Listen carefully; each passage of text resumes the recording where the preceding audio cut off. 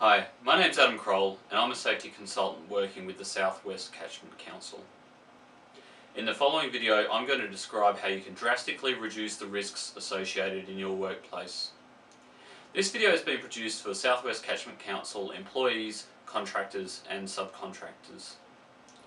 Southwest Catchment Council need to ensure that when completing work for SWCC you don't expose yourself and others to an unacceptable potential for harm. So why do we want to introduce these safety measures into your workplace? Well, firstly and foremostly, working remotely is extremely dangerous. Say for example you're going out to a work location, you're driving in a remote area and your car breaks down. And for whatever reason your communication methods that you took out there, like your mobile phone, satellite phone, spot tracker, aren't working and you didn't set up a search and rescue buddy before the job. Without these procedures in place, you could be stranded out there for days, producing serious injury, or even worse, you may result in a fatality. The other reason is that you'll be complying with the Occupational Health and Safety Act of 1984. If you don't follow these procedures, an incident occurs and you're investigated, you may be deemed to have been acting negligently and you may face persecution. The last reason is that your next employer or the next company that you work for will likely have the same safety procedures. So learning this now is a valuable investment in your career. A risk assessment is a form used to list the hazards present in a job, rate those hazards and list how to effectively mitigate those hazards. You have to create a risk assessment for every major job. Major jobs are things like spraying, shredding, fencing, and included within that risk assessment are all of the minor jobs that go into making that overarching job. If your contract is for a couple of different major jobs, say one job is spraying and another job is shredding, you would need to do a risk assessment for each of those jobs.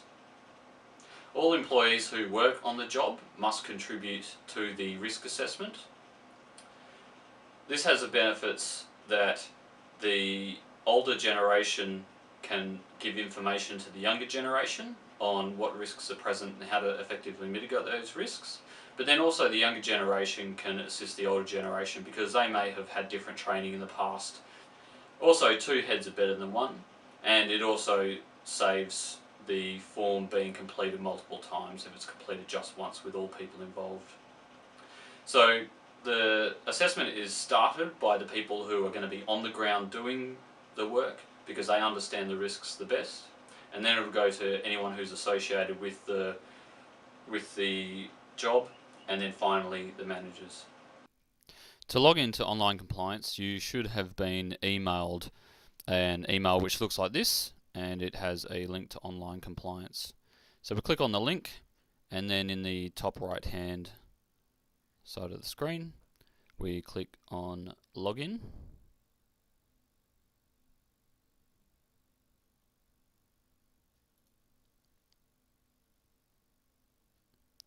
and then we click here to log into online OHS. So you copy and paste your username and password and click login. Sorry, before you do that, just make sure that you bookmark that last page and then you won't have to go back. So this should be the screen that opens up. The first thing that we want to take a look at is the risk assessment that we were talking about just previously. So we click on forms and there's a item there, risk assessment. We click on the Word document there and that will open up the risk assessment. So here's one that I've prepared earlier. We enter in the details here, which is all quite obvious. For the emergency action, we need to first refer to the emergency response documentation. So to do that, we go back to online compliance. We go to the site icons, click on emergency procedure register, and here we see a few different procedures. So there's one for fire, medical emergency and if there's a person missing. So it's worth now clicking on all three of those emergencies and being familiar with it. So when you are in the case of an emergency, you don't panic, you have in the back of your mind what needs to be done. If there's anything that's in those documents that doesn't apply, enter it into this section here. So make an amendment there. Okay, so to start the risk assessment, we scroll down. We'll go past this for now and we'll come down to this page here. So what we need to do first is enter in the first job step. So say we're going to do something like fencing. The first job step would be to pack up all the equipment and put it on the ute. So we enter that into the job step. Now what are the hazards associated with moving heavy equipment? Say we need a generator for doing the fencing. We need to move some heavy objects. So that's one of the hazards. What's the impact of the hazard? Is back strain, crushed fingers because the object's heavy, and cuts. Because there may be, say, sharp objects on the equipment that we're moving, say like the fencing wire. Now to work out what the risk score is of doing our back-in, we go up to the risk matrix on the previous page. We look at the likelihood. I think it's possible that the event could occur, that you could injure your back moving a generator. And the consequence if we do injure our back is lost time injury. You might be off work for around about 10 days. So I think a good estimate there is 9 moderate. So we'll enter 9 moderate into the risk analysis. Now the next part is the most important part of the whole exercise, and that's mitigating the risk. So what can we do to ensure that we don't encounter back strain moving the equipment? And the way that we do that effectively is using the hierarchy of controls. The top here is the most effective method to mitigate the risk, down to the bottom being the least effective. So for every single risk, we need to go through this hierarchy of controls and think about what we can do in that order. So if we're moving a generator, how can we eliminate the need for us to physically move that generator? Well, we could use a forklift. By using a forklift, we're not going to need to use the lift the generator ourselves. So we don't have a forklift. What else can we do? So if we can't eliminate anything, we go down to the next step, which is substitute. Can we substitute the generator for a smaller one? Well, perhaps the chainsaw that we're using doesn't need a 5 kVA generator, it can use a 2 kVA generator. So we put in use a smaller generator. But say we do have a smaller generator, we don't stop there, because the more mitigating methods we can put in, the less likely it'll be that we will injure our back. How can we isolate the problem? Well, there's no real way to isolate the problem. Isolate would mean to say you were doing welding work and you have someone nearby, you would move your equipment or ask that person to move their equipment away from you, therefore isolating themselves from the potential for harm. But there's nothing in this case that we can really do to isolate. So we go down to the next step, which is engineering. What engineering methods can we use? We could use a trolley to carry from the bench to the ute. And by doing that, we're using something else. We're using an engineering method to mitigate the risk. The next one is administration.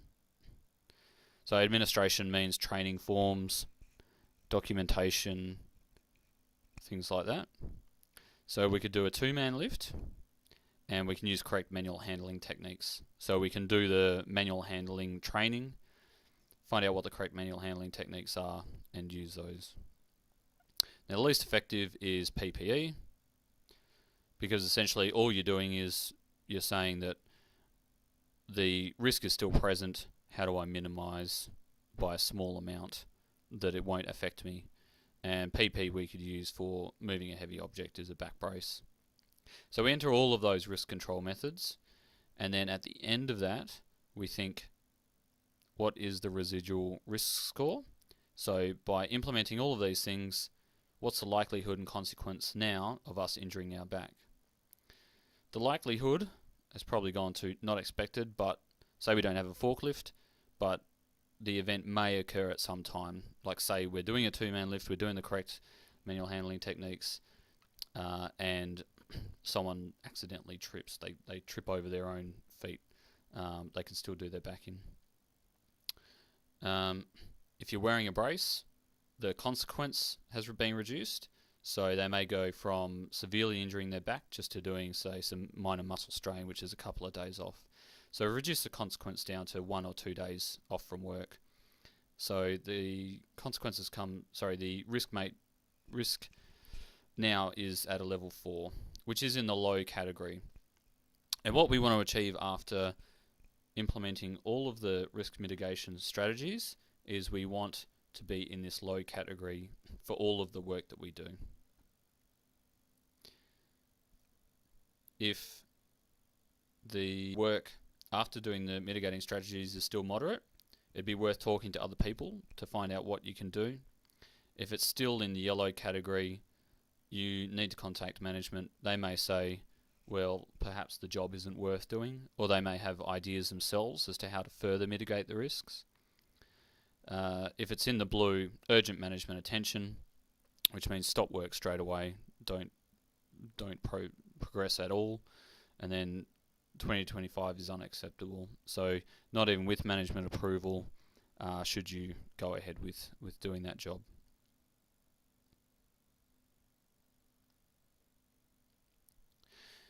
Then the next step is to enter in who's the responsible person. So you may assign someone to get the forklift or a smaller generator or a trolley to assist with that job.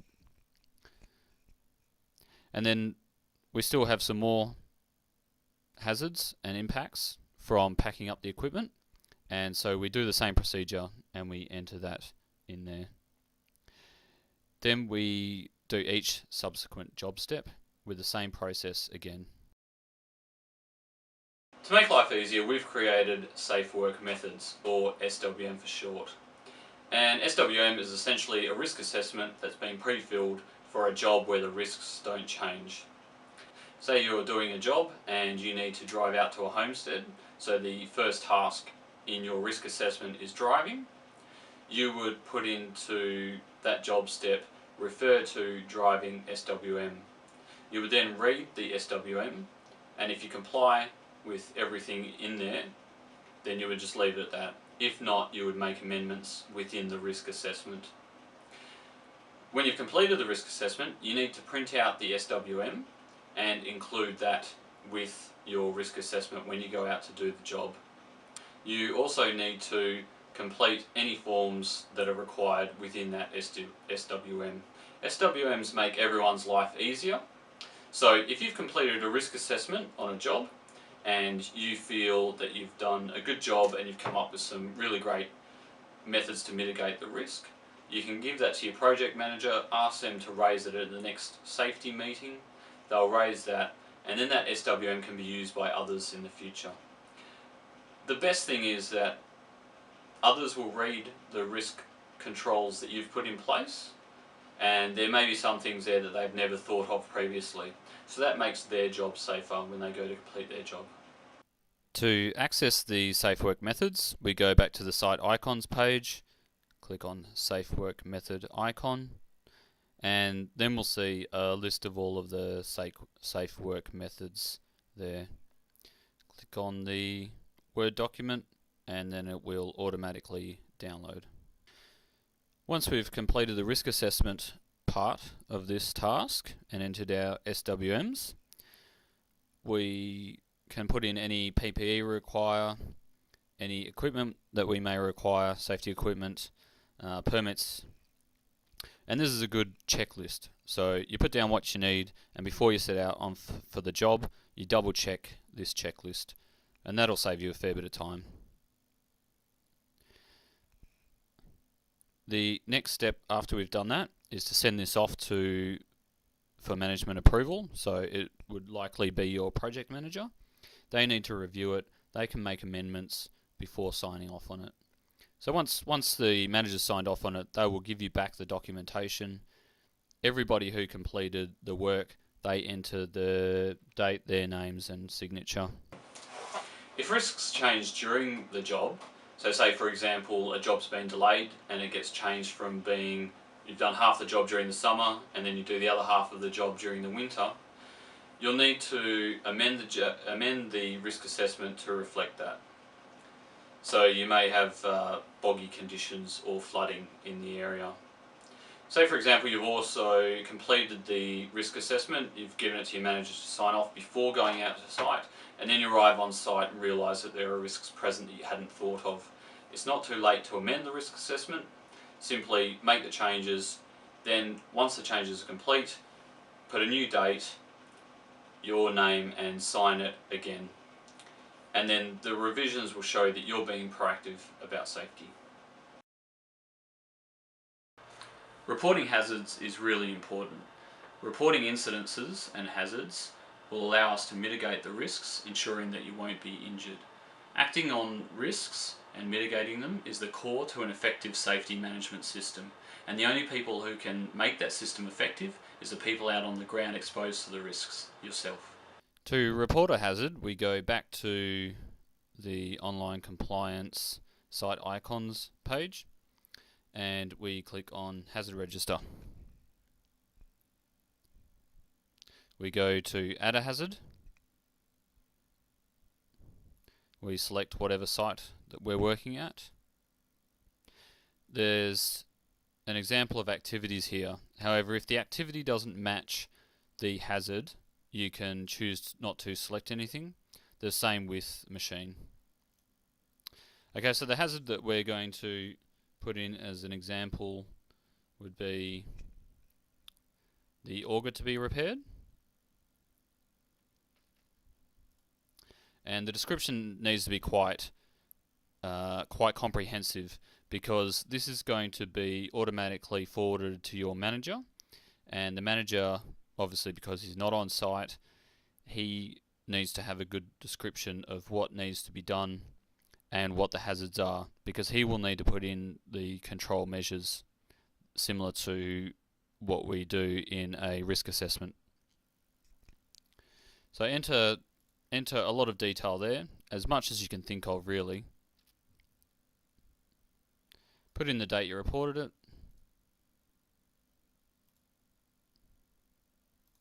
Reported by, select your own name. The assessment due date is really up to the manager. However, just put in a date, something like 2 weeks in the future. Put in the responsible person.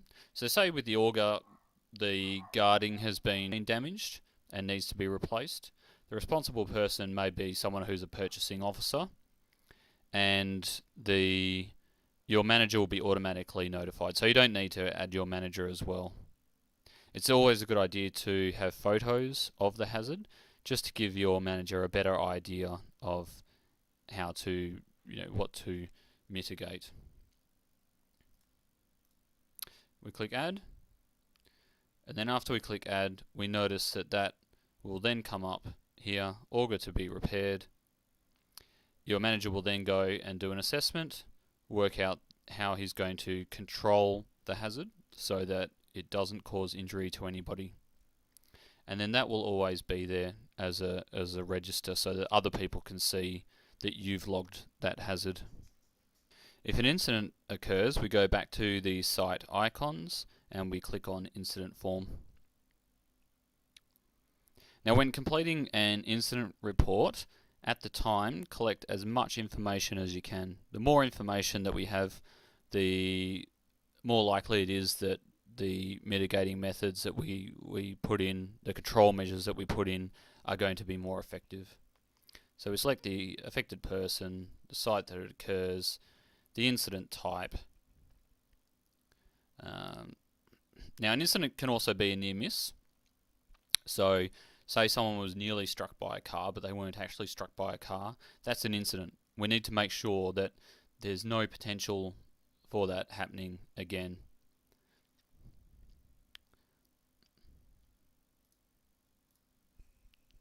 Okay, we put in the information as to where it occurred. We report the date, the activity, and the same as the hazard, it may not be there. If it's not there, you can add a new activity.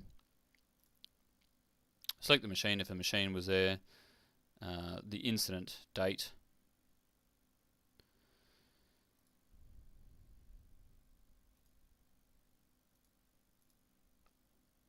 was first aid provided, describe how that person who was injured, if there was an injury, was administered, put down details as to the medical help provided, describe the incident, how did the incident happen. So the most important thing with how did the incident happen is the factors leading up to the event, because if we can stop a lot of the factors that happened that led up to the event, we can stop the incident occurring. Witness name, witness contact details, and then in the statement you can add any additional information that you want to put in. And then the witness contact details is important because we may need to contact that person in the future when completing a risk cause analysis. So we enter in any injuries that have occurred to the person. Once all of that information has been completed, it will redirect you back to this screen, and you'll notice that the incident that you've just submitted is in red. This will then be automatically forwarded on to a manager, and then the manager does an incident form and a supervisor's report where they then recommend actions to be taken to ensure that it never happens again. And then once the manager has done that, this will be green. The last item to look at is the South West Catchment Council Occupational Health and Safety Policy, which is in the Policy Register icon there. And we just click on the Word document to open up the policy. So have a read of that, and you'll see from the policy that South West Catchment Council are extremely committed to ensuring that you complete your work safely. Now you should have a clear understanding of what's required, and I hope you've introduced a lot of ways to make your work safer. If you require further clarification, please see your project manager. Thank you.